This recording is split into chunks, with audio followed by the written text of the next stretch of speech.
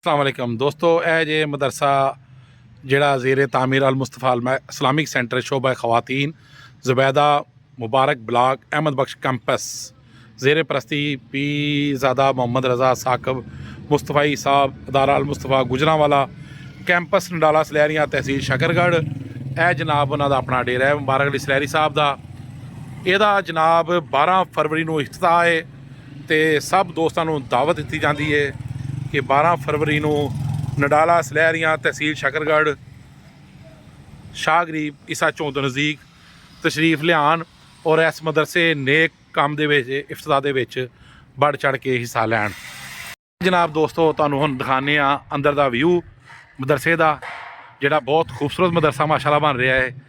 अल्लाह ताला बनाने वाले नूं उहदा अजर अता करन और जो उन्होंने अपने बजुर्गों के इसाले सवाब वास्ते कर रहे हैं, अल्लाह ताला उन्हों की बख्शिश फरमान। यह दोस्तों वजू खाना बनाया है बच्चों वास्ते। ज़ाहिर गल इत्थे बच्चों तालिब इल्म रहना है। 2 वाशरूम नाल बाहर बनाए ने, बहुत जदीद तरीके नाल। देखो बड़ी खूबसूरत टाइल लगी है, चेक कर सकते हो।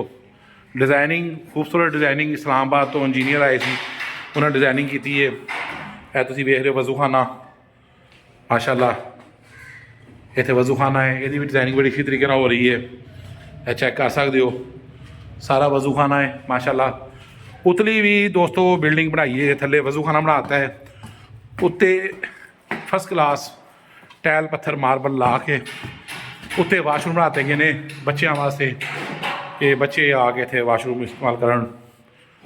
तुसीं ये चेक कर सकते हो कि हर काम नफासत नाल बड़े अच्छे तरीके नाल करता गया है। खुले वसी वाशरूम बनाते गए ने, 2 मंजिला अल मुस्तफ़ा इस्लामिक सेंटर नडाला सलैरियां दे विच। दोस्तों मुबारक साहब अपने कोलों बिल्कुल सब कुछ करा रहे हैं, किसी को कुछ पैसे नहीं लै रहे।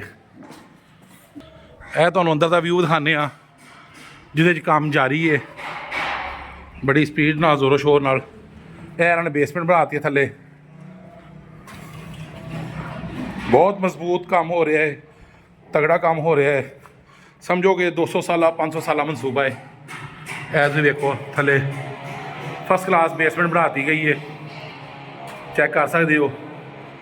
बड़े बड़े कमरे थले बनाते गए ने, बहुत अच्छे तरीके नाल बनाया जा रहा है कि किसी चीज़ की कमी ना रहे। हुण तुहानूं उत्ते विजिट कराने उतले हाल का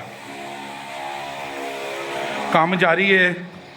12 फरवरी को एक हिस्से का इफ्तिताह है।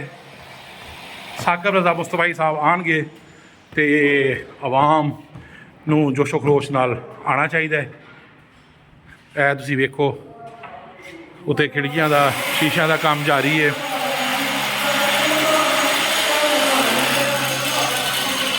काम जारी है सारा।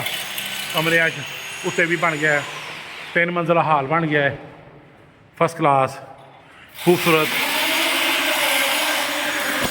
अल्लाह ताला को दुआ है कि अल्लाह ताला मुबारक साहब की इस कावश में कबूल करन और इन्होंने मजीद इस तरह हिम्मत देन, ताकत देन कि इस तरह ही दीन और दुनिया की खिदमत करते रहन और मजीद अल्लाह ताला इन्होंने कामयाबियाँ देन।